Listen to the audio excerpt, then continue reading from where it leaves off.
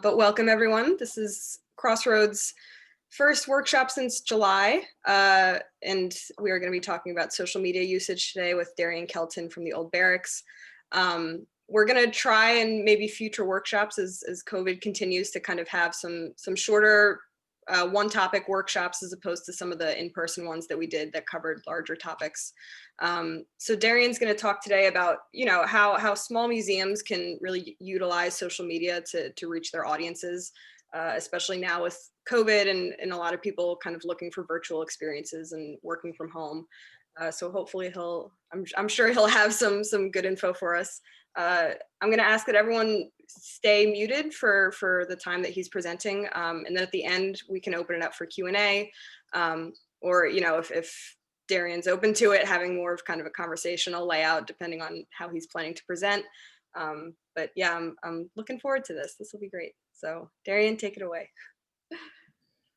All right. Well, good morning. Hopefully, I see a lot of people in here that some of you I know and some of you I don't. But hopefully, all of you either today will or have already followed the Old Barracks on something on social media and seen what we've done. If you haven't, I am going to be able to break down some of that stuff and explain it and some of the stuff that we've done just to be able to adapt to what's going on right now and also to be able to kind of move the museum field kind of forward. One of the things that I've noticed amongst small museums is the fact that they get stuck in this rut of we need to save as much money as possible. And I completely understand that. Like the Old Barracks is very much in that sort of mindset of we need to save as much money as possible. So one of the best ways to be able to get the word out there, because marketing does cost money. If you're putting out ads in the paper, if you're going to get a billboard, and might I say, I designed my first billboard last year, and I found out how much billboards were, and it was for 30 seconds on one of those digital billboards that flashes when you're driving, so it's like different stuff, and it was very, very expensive.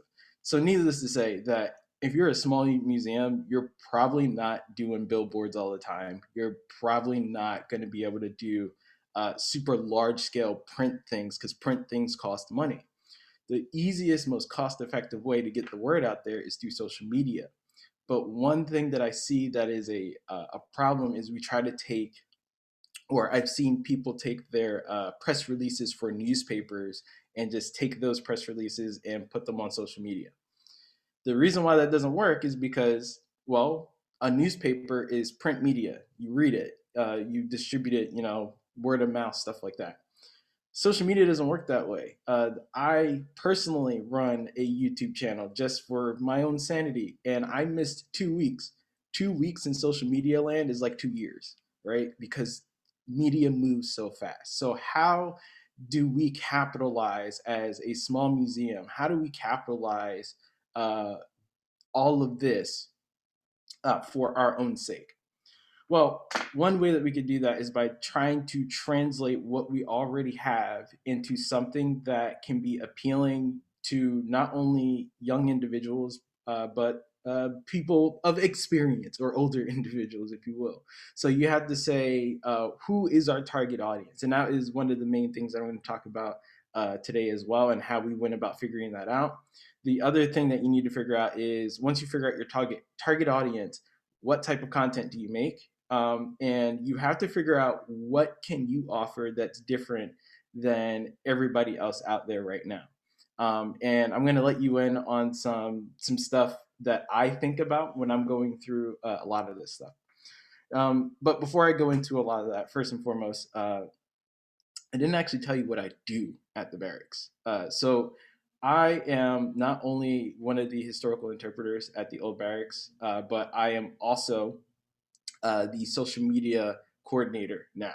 I went from being the sole content creator to now we kind of have a small team of people because I had to figure out how do we solve some of the problems that I've already addressed for all of you, and how do we move forward and make that grow into something that we can utilize in 2020 during COVID.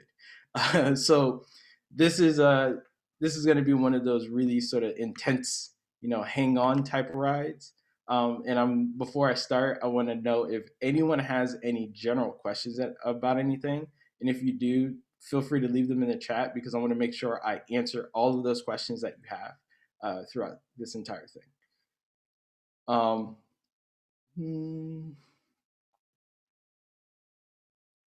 all right, I'm reading the chat right now. That's why I'm not saying anything. Cool. All right, so here we go. First, I need to do this part. All right, so this is a little presentation I put together for all of us. And you'll notice some verbiage as we go through this as well. But this is pretty much just a small guide to how we can all use social media for our museum or what have you. So the first thing that I want to bring up, and I'm going to move this over here.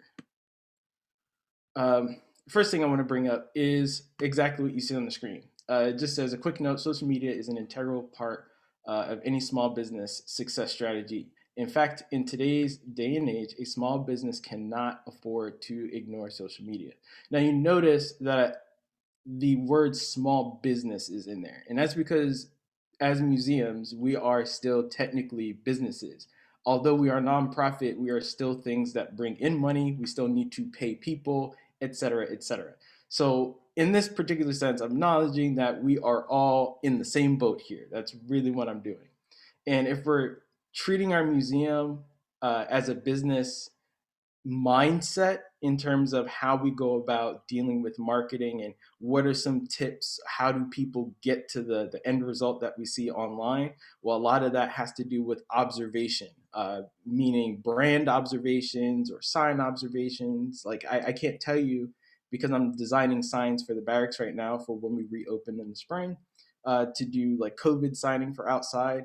I can't tell you how many times I go to a Staples or Walmart or whatever, and I'm just looking at the panel signs to see what they say. Like, how is their egress sign set up? How is their COVID signage set up? What color is it? It doesn't match their Pantone.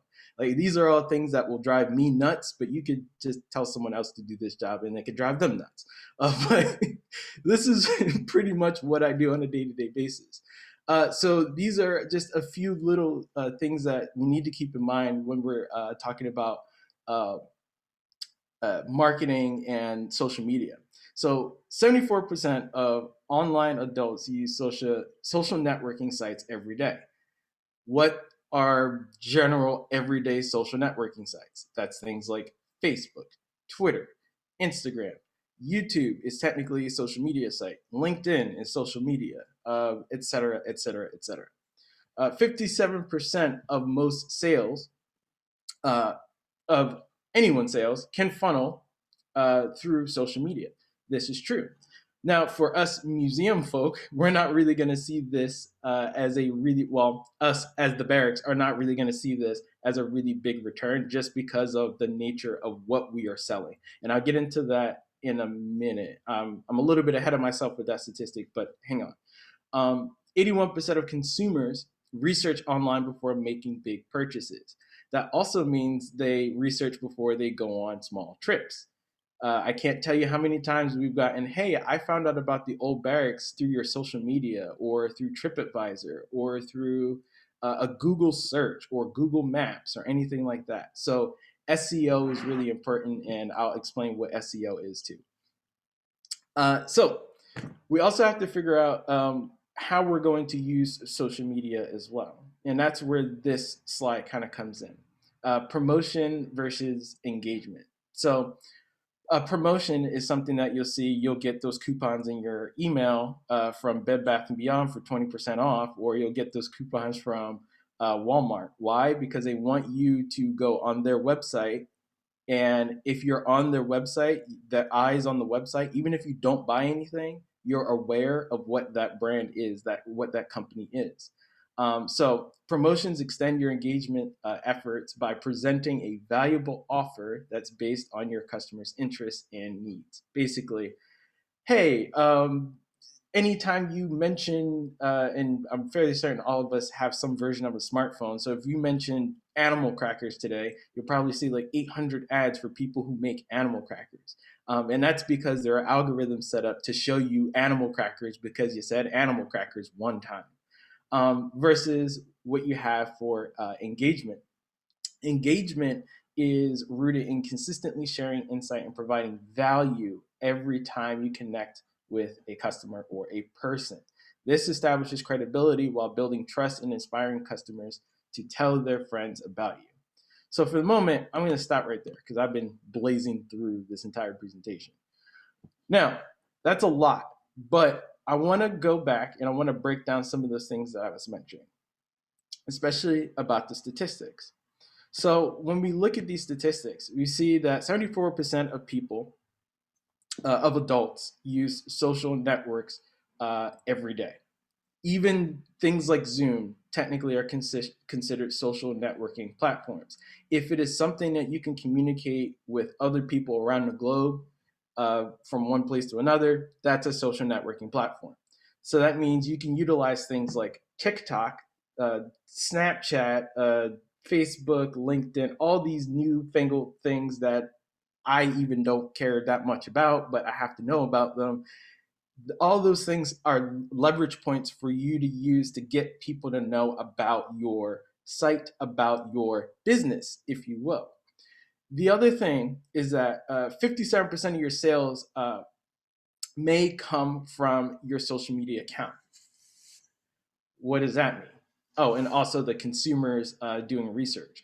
Those two things kind of go hand in hand because when I say the barracks isn't really going to see that figure, it's because we figured out this thing called our target audience. And you guys are all going to have to do homework to figure all this stuff out because I had to do homework last year with the other person at the barracks. Her name is Lauren Ronahan. She is our program director, coordinator, but she also does a lot of the marketing. So we had to put our heads together and we decided to go and do a full rebrand of the barracks. Now, I'm not saying by any means that any of you need to do this step, but the reason why we figured we needed to do this was because we knew a couple of key things. One, our site is a living history site. So as a living history site, we have to be mindful of, as a business, from a business standpoint, what are we selling? Are we selling goods or are we selling people? Meaning personalities. We're mostly selling the experiences, basically the people, the personalities, all the people that you encounter when you come to the barracks are different. All the stories that you hear are going to be different. And that is our main selling point about our site is that every time you come there, even though the information is going to be relatively the same, all of the stopping points are relatively the same, how you get to those destinations are going to be different because of those individual interests. We're not really in it to sell the tchotchke things in the gift shop. That's not our primary platform, which is why we don't see a very high conversion rate because we know what we're trying to sell. We also had to figure out in our target audience what we expect people to pay. So some of you, I know, frequent the barracks a lot. And so to kind of answer your question on why the prices may have changed, this had a little bit to do with some of our behind the scenes stuff, but it had a little bit to do with our marketing as well, because we had to figure out who is coming to the barracks and why are we charging that much to come to the barracks? What are they getting in return?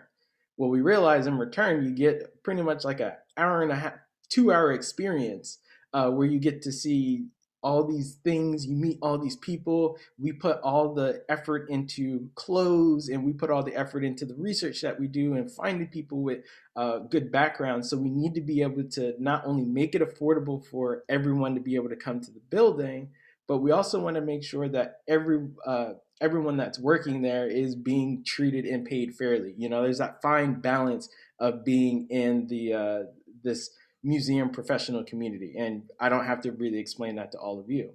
So with all of that in mind, this helped us to figure out who we're trying to reach. And once we figured out who we were trying to reach, That's who we started making content for. Content is this really like hot button word right now in the world of, YouTube and social media, blah, blah, blah. And everyone's just overwhelmed with this idea that there needs to be stuff in people's faces all the time. You don't have to do that. A really easy thing to do is to start on one platform. So the old barracks, the social media force that I think we have accidentally become in this tri-state area community, um, I could give you a little bit of numbers where we stand right now.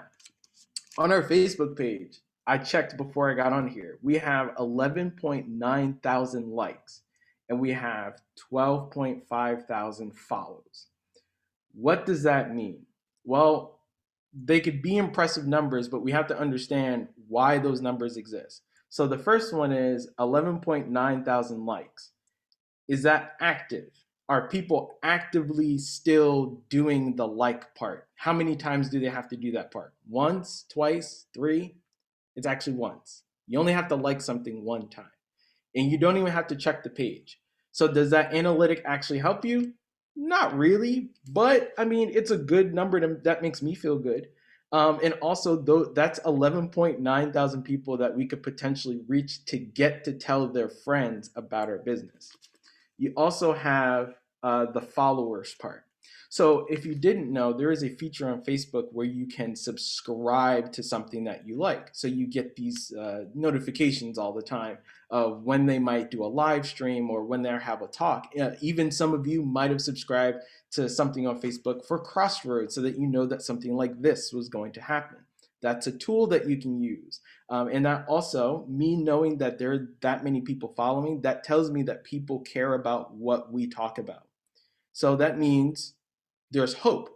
Not only do people care about what we're talking about, but we can keep doing that thing that we really like to do because other people like it too.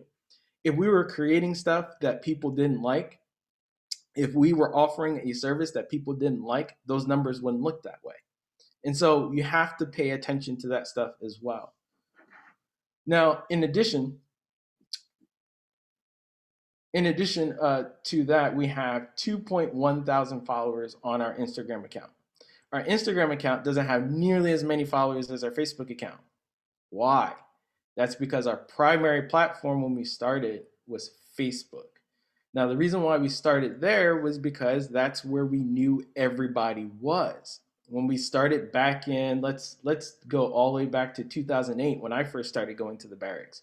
They had a Facebook page. It didn't have nearly as many likes or followers then, but they had a Facebook page. People could still find out about them, and it had even the bare minimum of information on it to be able to know what was going on. So you can use that as your virtual calendar. So I knew about events that was going on when I was 14. I'm 26 and I now run the social media for the barracks. So that's the type of stuff that really impacts people. Even though you might not see it immediately, that stuff that you put out, someone does like it, someone does love it, and they want to come see you do that thing in real life. So what we decided to do to make those numbers work for us is we go, okay, well, we know we have 11.9 thousand people that like us. We have 12.5 thousand people that might get an email, some sort of notification of when we post something. One thing that you all can do is what we did. You can go through Facebook and register as a nonprofit. And if you've all seen those donation buttons all around Facebook recently, that's where that comes from. So you have to physically call them, unfortunately, but you can register as a nonprofit. And what you can do then is you can do what we did, and you can do a virtual fundraiser that way. We also decided to do a virtual do that same fundraiser, even though it didn't work through Facebook. We used our PayPal account. So you can use your website. That's how we solicited those funds for fundraising. So we said, hey, we're going to do this live stream. If you're on Facebook, feel free to give on Facebook. But if the link doesn't work, you can go to the link here and go to our website. Now we've just leveraged our social media to A, get donations, B, let other people know that we exist, because for some people, this is the first time that they know that the barracks even exists. Remember that every time you post something, it is a new opportunity for someone else that you don't know to learn about your business or to learn about what you do, right? So you have to appeal to those new people every time as well. In addition, we also got people to go on our website.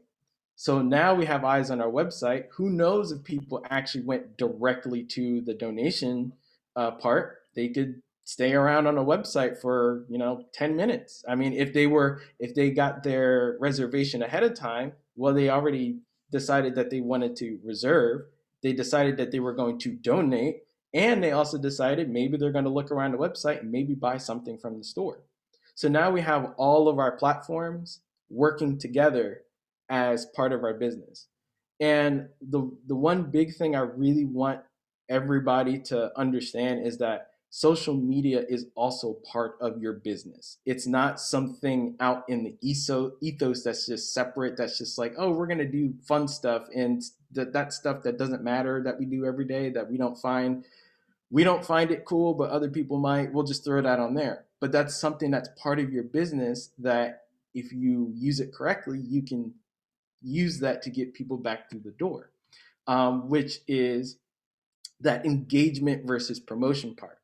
So if you're doing something like a sale, or you're doing something like a fundraiser, that's our thing that gets people involved. A fundraiser is a really good tool that a lot of people use, a lot of museums use to their advantage. Because with a fundraiser, you can get people into your business without them feeling like, oh my gosh, I'm going to spend money on this thing and I don't know if it's going to be worth my time on my weekend, and I don't want to give up my weekend hours on something that is terrible. A fundraiser is a stress-free way to do that, especially virtually, because they don't have to leave their house and they don't have to pay any money to leave their house. So they could just go online and go, I wonder what the barracks is doing today. And they see, oh, we have a virtual fundraiser. I don't have to give money at a fundraiser, especially a virtual one. You don't know if I gave that money. So I'm going to watch. If I like it, I'll give them something. Heck, if I really like it, maybe I'll go visit, right? And that's what our social media is supposed to be able to do for all of us. So I already went through how social media can be cost effective, just because you don't have to spend a lot of money to start doing it. Quick question, just by like show of hands. Everyone here have some sort of smartphone? Or you can just type yes in the chat if you don't have your video on. All right, I see some hands. All right, some people got some smartphones. All right, are there any people in here who don't have any smartphones? All right, so I'm going to assume everyone here has a smartphone. Okay, yes, I see some yeses. All right, so your smartphone, that thing that everyone keeps in their pocket all the time, the stuff that we create at the barracks, if you go look at some of it, we have all these videos up and stuff like that. 2/3 of that stuff. In fact, there's a new video up right now. It is our tailoring, what is it, masterclass. So we decided to do a shot-for-shot remake of some of those masterclass commercials that you see on YouTube and stuff. And we decided to make them funny and history related. So we decided to call them Apprentice Class, where our apprentices are going to teach. Now, the first shot, the first 30 seconds of that video was shot using this thing right here. Doesn't look like it, but it was shot using this thing right here. You can get movie quality video out of this thing, this brick that we keep in our pocket all the time. There is no I'm sitting at my desk. I really wish I could show you what's all around me. It's a great big mess, but I'm sitting at my desk and this looks great. What you see from here up is I'm wearing a cardigan. I got pajamas on the bottom. It's all about perception. That's what social media is, right? Perception. You can do anything as long as people don't know how you got it done, right? You don't know how I have this microphone plugged into my computer, but it's really simple. But because you don't know that, I'm the expert. Aha. We were just talking about that like 2 minutes ago before we started. That's why we were all laughing, because that's literally the thing. People really don't know what it what you're doing behind the scenes to get that end result. So you can play around with perception to get people really interested in something that they might not be interested in at all. And that's really cool. So some starting points for everybody here would be write down write down a list of all the things that you have to offer as a site. What are the big things that you offer even when you're open to the public on a day-to-day basis? Forget about the COVID thing right now. That's what your primary focus is. And then from there, you figure out who do you want to be coming to the building. For the barracks, we know that we want basically this is how we did it. We targeted the primary breadwinners and decision makers of the households. And we had to pick an age range. So we picked an age range that was pretty much the millennials, because those are the people that we want to spend more money. And then we did a little bit over and a little bit under, because you have to account for kids who have parents. And then since we're targeting those primary breadwinners and we want families specifically, we don't want, it's not that we don't want individuals, but we're targeting families as well, because you can get more people, which means more money through your door, which means you can keep doing that programming that you love to do.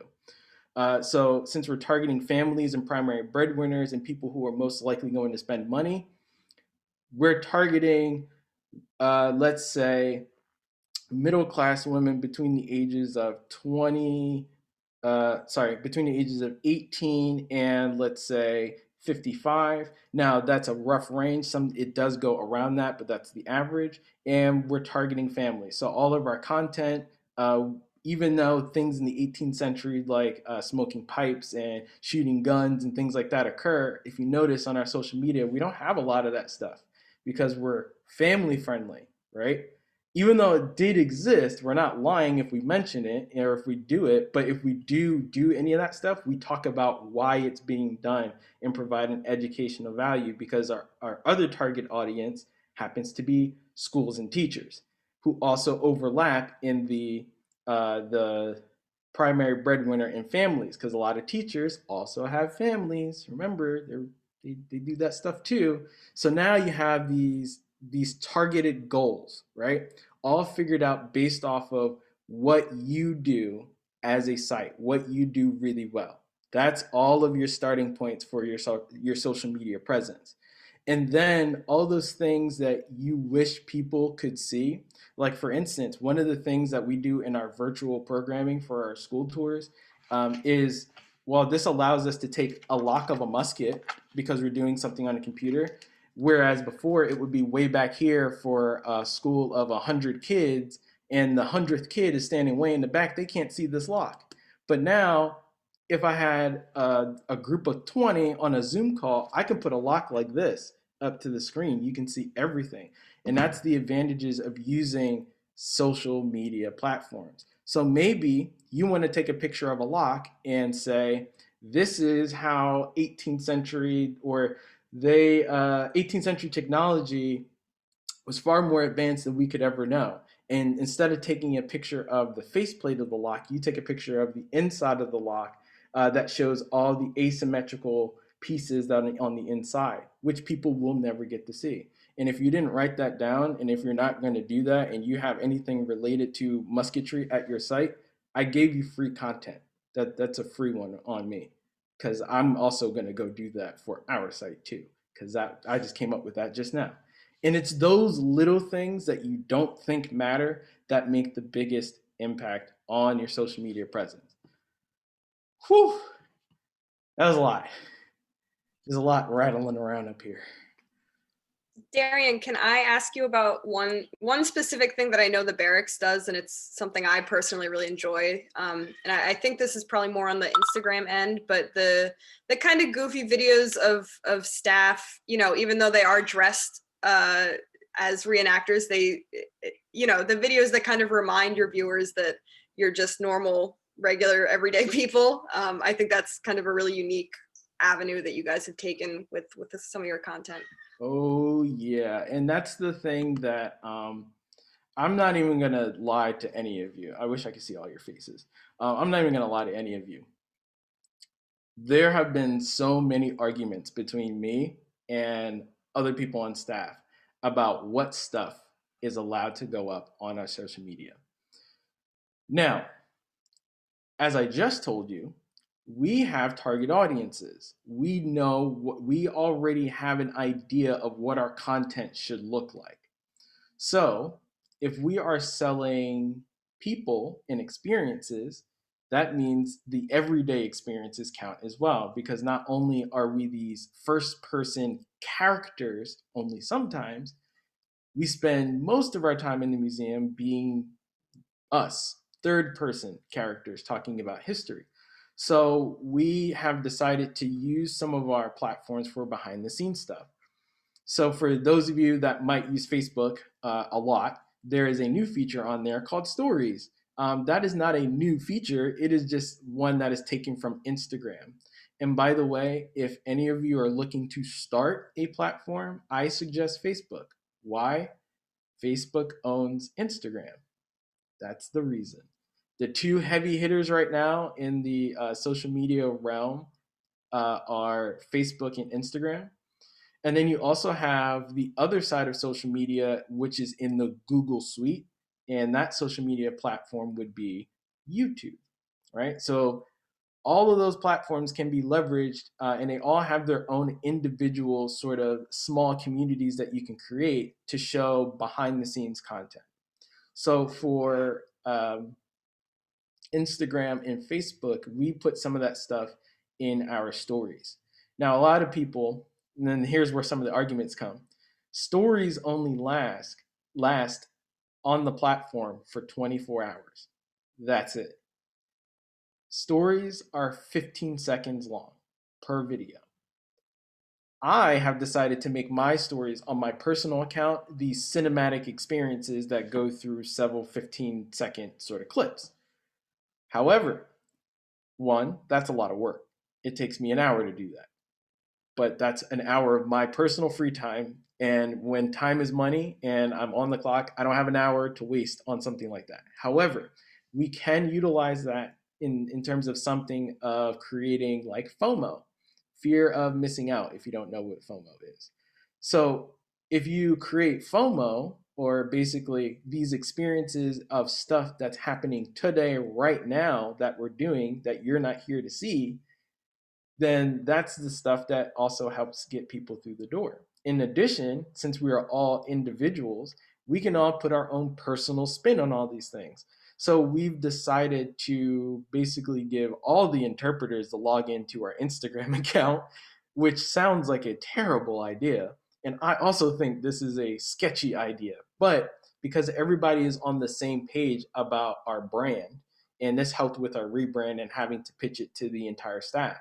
So since everybody's on the same page about the brand, we all know what specific guidelines we're following when we're posting things, which is how you get quirky captions like the one that's on our video, our latest video that we just posted yesterday about with us deciding to make these shot-for-shot remakes of master classes and go, you can buy one and get another one for free if you wanted to, and these apprentices are terrible.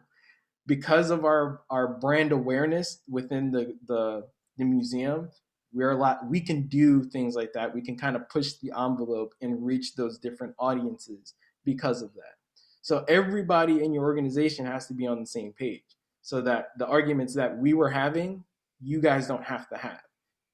They were only arguments because everybody was not on the same page about how things are supposed to work within our idea of our brand or our idea of what we're presenting on social media.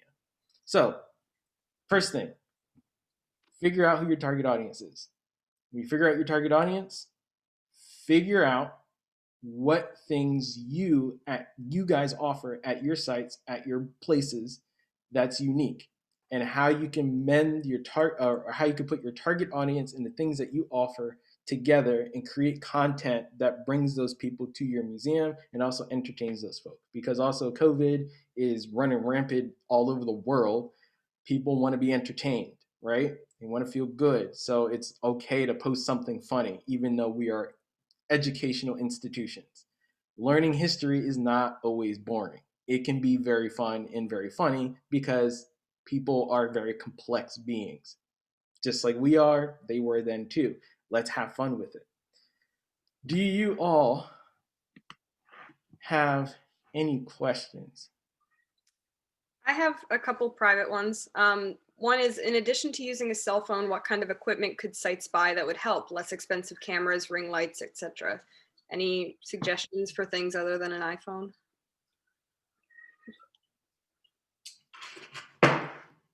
You're going to see me rummaging around on my desk, and that's because I'm literally going to show you all the things that you can buy and or use that you may or may not already have at your disposal and or ask for Christmas. 2 seconds.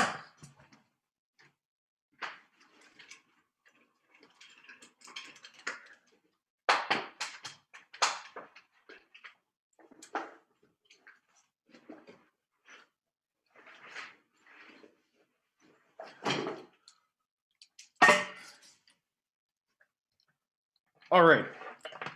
So, if you are fortunate enough to be like the Barracks and you know that you need to ask for money, which we did, we decided we were going to get a grant. There are tons of grants out there for technology-based anything, especially right now because everything's going virtual. So what we decided to do very early on, and I nagged our marketing department, which is literally just Lauren at this point, to buy a camera for the Barracks because I was using my own personal camera. So before I was using not only my personal camera, but my personal phone as well. I still use my personal phone, but I decided I wanted to get the Barracks a camera that we can use for all these little cinematic things that we put out all the time. So a simple DSLR like this one here, and this one's old. This is a T6i made by Canon. You can find this, they're around 650 bucks. Everything that you see in terms of our videos has been shot on this camera. It looks like it was a movie quality, but if you manipulate the settings enough, you can get it to look like something that came out of a movie. I also bought one of these little plug-in batteries because we do interviews a lot. And this big old light that's in front of my face, this is actually one of my studio lights.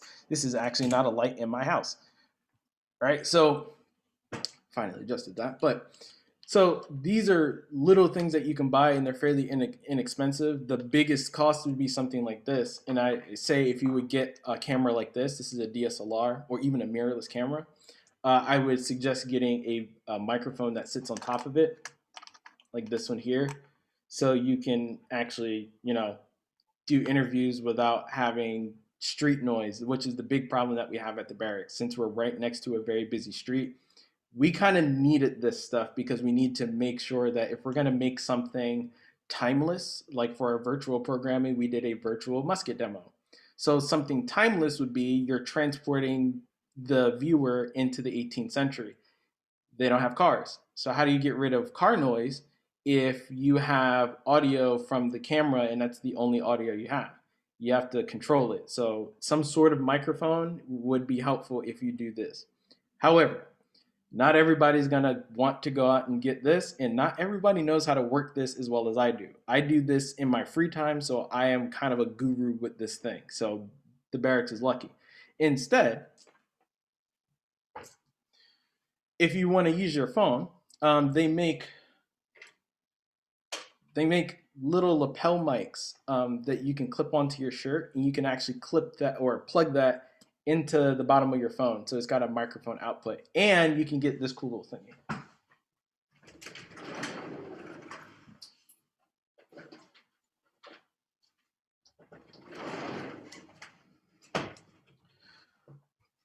You can get something like this. So the big boy, the big brother to this is this. This is a camera stabilizer. This is a gimbal. This is what we get. This is how people get those really smooth shots. The reason why something like that would be important is so that if you are walking around and you want to say, hey guys, take a look at some of the stuff that we're doing all around the building, which I've also done. So if you go through our Facebook and or Instagram and just watch some of those videos, you'll see all this stuff I'm talking about I've done with these tools. I don't have a lot of them.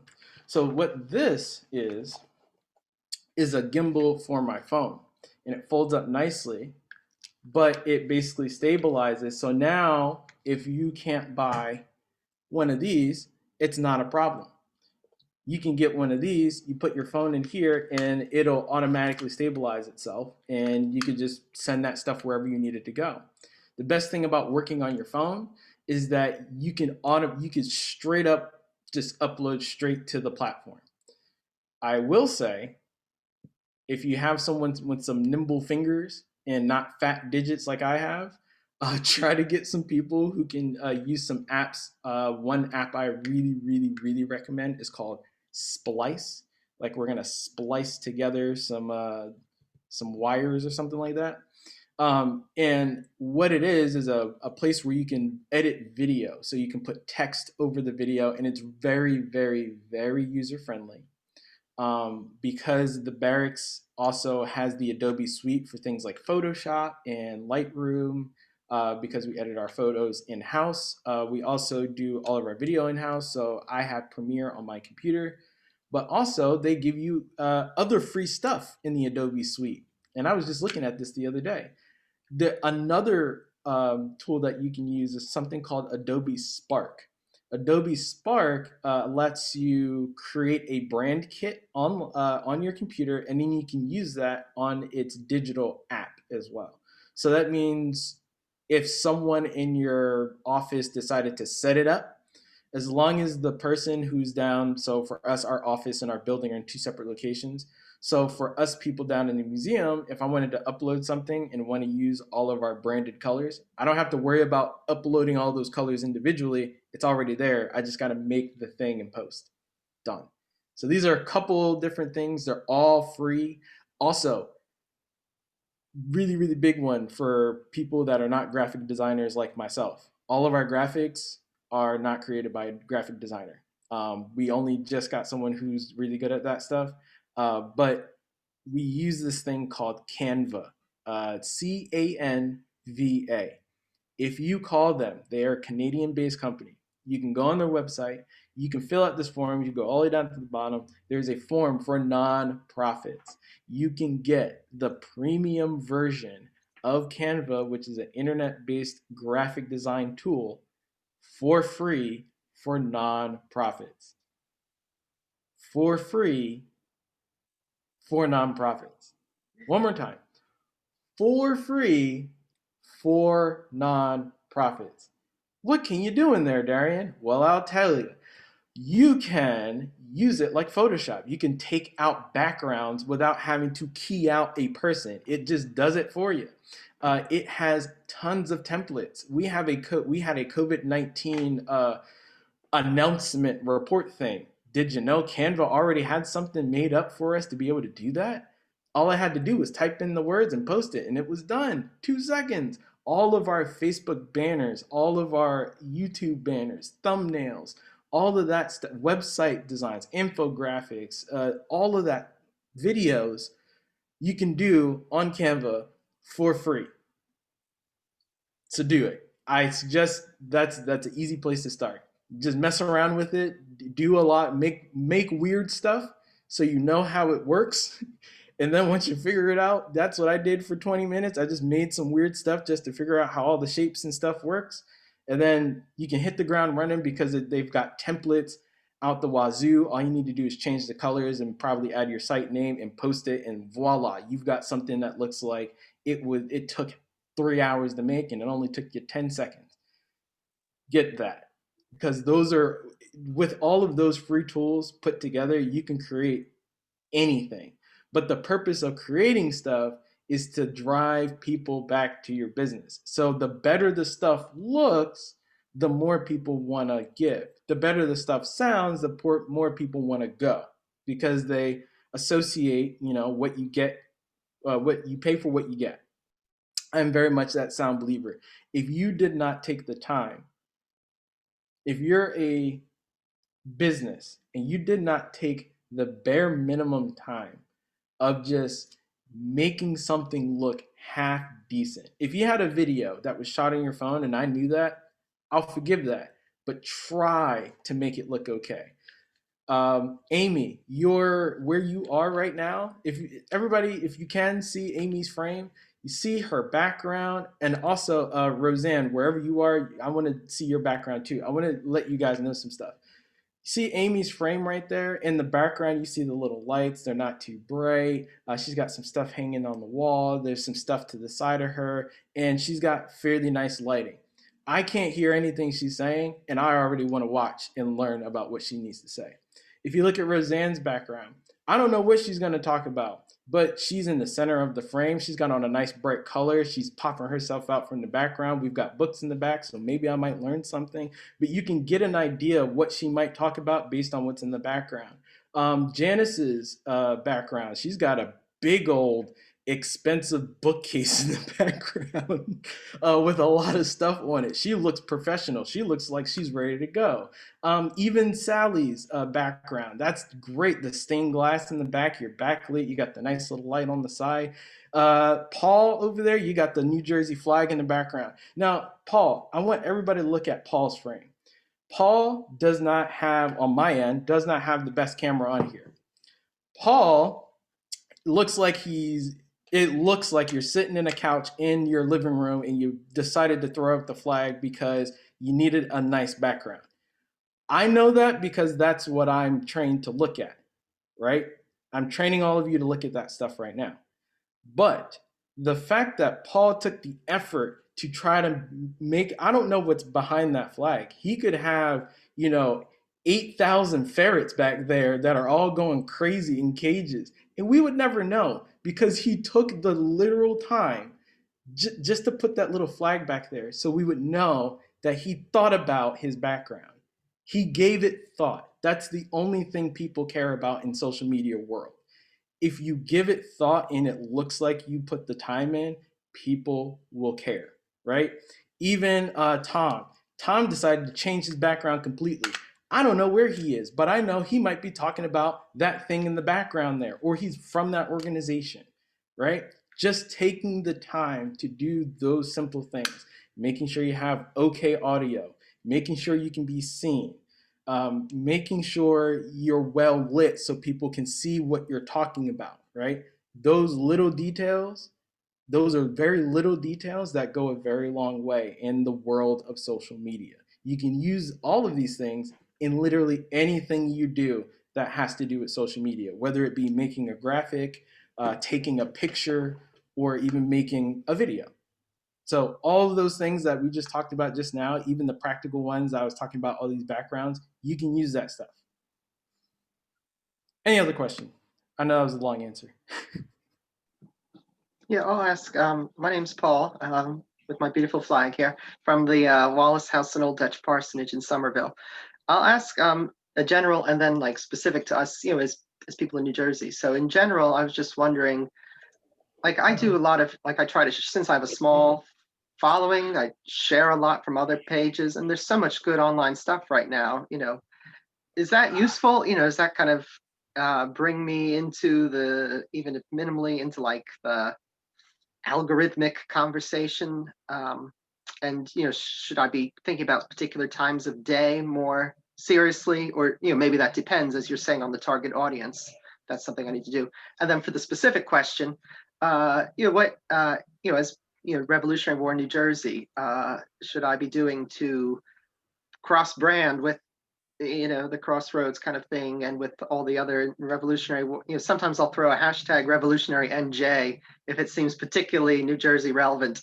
Is that useful at all, or does that mean anything, or are there other more effective ways that I could be linking into sort of that network?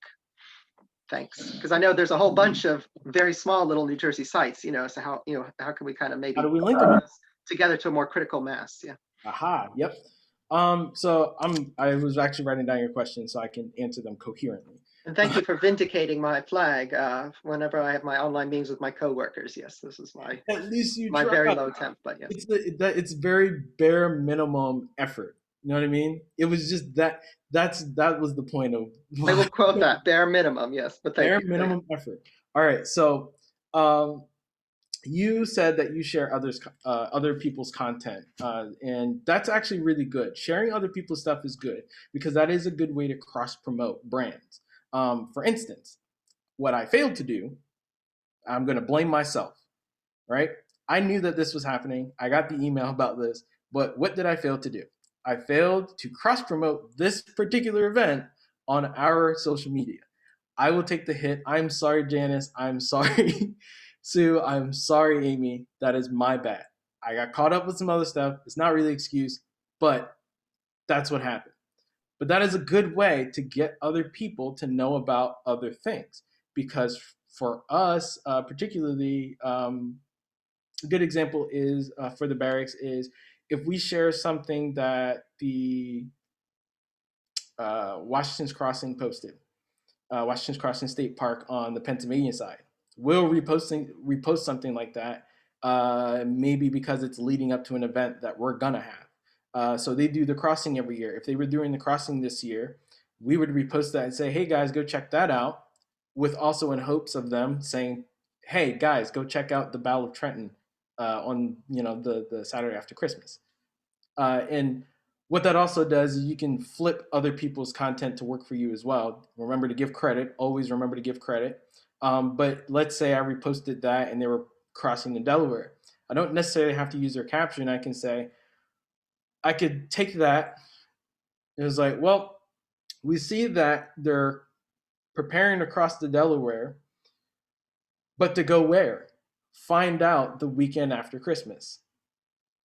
That's a promo for the Battle of Trenton, right? I just thought of that. It can be more fleshed out, but those are ways that you can cross promote using other people's stuff. I know Bordentown Historical Society, because we did something last year during Patriots Week, something called T-Pain Tuesdays that I came up with, because Thomas Paine is funny.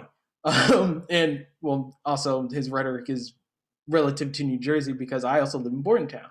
They decided that every Tuesday that they wanted to repost that. Why? Because that's content about Thomas Paine, because that's their Bordentown Historical Society. One of their big things is Thomas Paine because he lived there.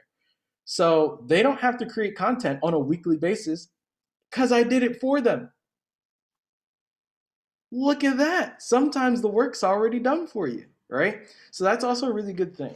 Also, timing of day does have to do with your target audience. For instance, if your target audience is in Europe, do not use Eastern Standard Time to post your videos. If your target audience is in Europe, that means you need to post at least around noontime, their time, right? Not your time, their time. So a lot of times you'll see people post videos at midnight. Why post videos at midnight? Well, it's midnight on the East Coast. If you subtract 3 hours, it is what? 10 p.m. on the West Coast. If you add 6 hours, it's 6 a.m. in Europe. You've hit all 3 time zones because you posted at midnight Eastern Standard Time, and you've hit at all prime times in those time zones because you posted at 12 midnight Eastern Standard Time. So you do have to think about your target audience. If you're trying to have a global reach, then you need to worry about those time zones. If you're just trying to reach locally, well, think about your own habits. What time do you wake up? What time do you go to bed? What time do your friends go to bed? When would you expect to have a pop-up visit from a friend at your house? Would you expect them to pop up at 10 p.m.? Would you appreciate that? Probably not. So maybe posting something at 5 or 7:30 might be better, because 5 people are getting off of work like me. If I'm leaving work at 5 o'clock, I might check my phone. I might get in my car and zone out to some music for half an hour because that's how long my commute is. So now I'm not checking what you posted until maybe 6 o'clock. And remember, you're not the only one who posted today, right? So posting at 12 noon, I hate when people do that. Want to know why? Because everyone has the same idea. Everyone's posting at noon. So instead of posting at noon, post at 11:30. It'll still hit the algorithm just the same way. But also, because your post was up longer, it might have had more engagement than a post that's up at noon. So your post that went up at 11:30, by noon, if I had just posted something at noon, I had 0 people look at my thing that I just posted. If you posted your thing at 11:30 and you had 5 people look at it, whose thing is going to hit the algorithm? My 0 or your 5? Your 5 is going to hit that algorithm better. Aha, right? So timing does play a role in this.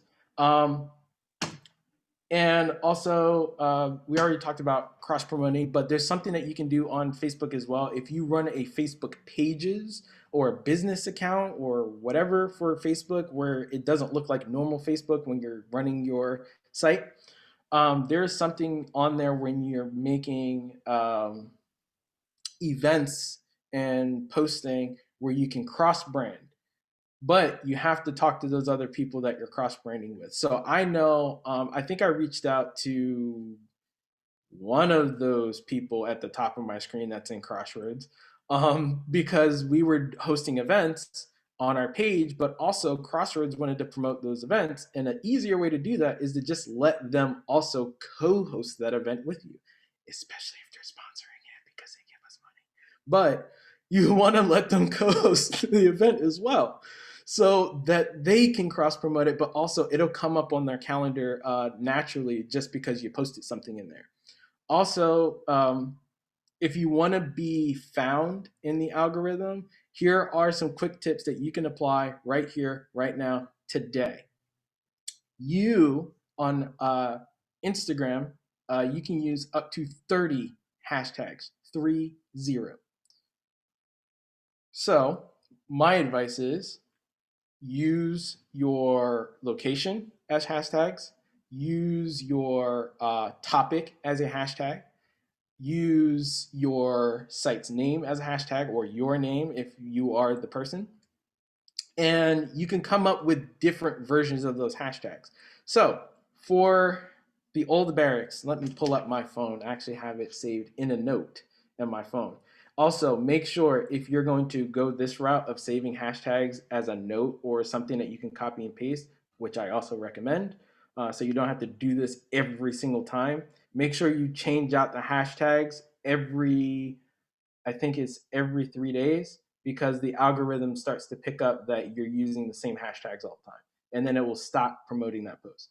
So either do it every 3 days, which no one's going to do, honestly. I'm not going to do that. I don't do that. Or you could just change them once a month or every few weeks, but not every couple days. Some hashtags that I use all the time are, for instance, NJ, New Jersey, Trenton, NJ, Trenton, New Jersey, downtown Trenton, Trenton, Old Barracks Museum, what is it?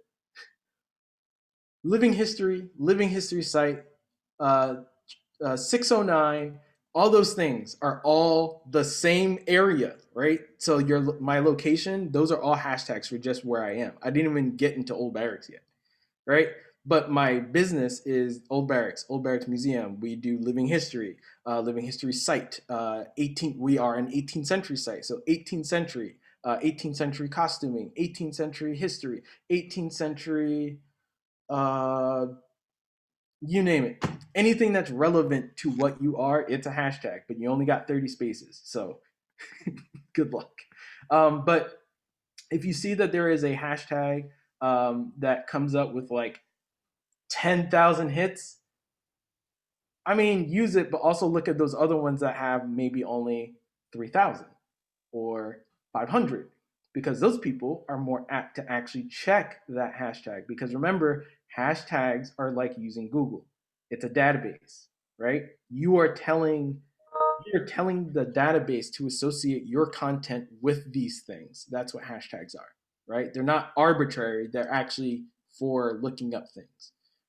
So if you actually were to click on the hashtag, you should see relevant things that come up in that hashtag as well. If they are all irrelevant things, you did something wrong, right? Because now you're not actually promoting your business in the right realm to the right people. Remember, they're grouping people based off of these hashtags. People that are interested in that stuff will find that hashtag, right? So that's a quick little thing that you can do that's really, really easy, just to organize, putting yourself out there and also keep you in the right realms, right? I grew an account over the summer called The Real Daring Kelton because somebody made me mad and I did it out of spite. I was like, well, I'm going to do this. Someone made me mad about something that we were posting on the Barracks account. And I was like, well, I want to do it this way. So I made this account and I got 1,400 followers in like 3 weeks. Hashtags. That's all I did. I only posted like 3 pictures and I got 1,400 followers in like 3 weeks. Hashtags. Optimizing what time you post, knowing who your target audience is, FYI, all these things go hand in hand because if you're using hashtags, it should be to your target audience. So you're using those tags to reach those people, right? Et cetera, et cetera, et cetera. So we've got simple tools where we're all going to go out. We're going to use our phones. We're going to use a $5 tripod to make all our content with a $2 light, and we're all ready to go, right? Because right now, if I wanted to make a video right now sitting at my desk talking about anything, if I just took the time to grab Paul's flag and just threw it up behind me, I can talk about anything right here. This is not a great camera. I don't know what the audio sounds like. I can't hear myself right now, but I know I look half decent. I took the time to get dressed on the top this morning. So here we are. We're all ready to make content. Look at all of us. We're all ready to make stuff. All right. So any other questions? Those are good questions, Paul. You had a lot of them. We're all tandem back to back. We are coming up on the hour. So this session has been recorded and we will be posting it up on our Crossroads YouTube page that you can definitely go back and rewatch. Yeah, Paul just said great audio. Darren, you sound great. So maybe you just need a New Jersey flag.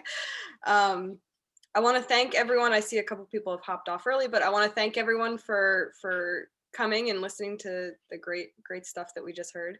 I'm Amy Osterhut. I'm the Crossroads program manager, so I will put my email in the chat if anyone needs to reach out to me. I'll likely, when we post this recording, I'll also put the old barracks and some of Darian's contact info on that post. Janice, is there anything you want to add before we all hop off here?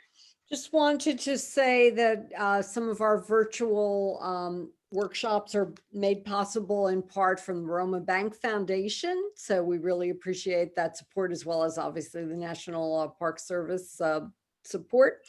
And also want to let you know that we are going to have another quarterly meeting on January 14th at 11 in the morning. So you'll be getting information about that. And thank you, Darian, for great information, and I know everybody will be visiting, and feel you didn't miss an opportunity to help promote, because you can promote the fact that it's going to be on our website too. So thank you.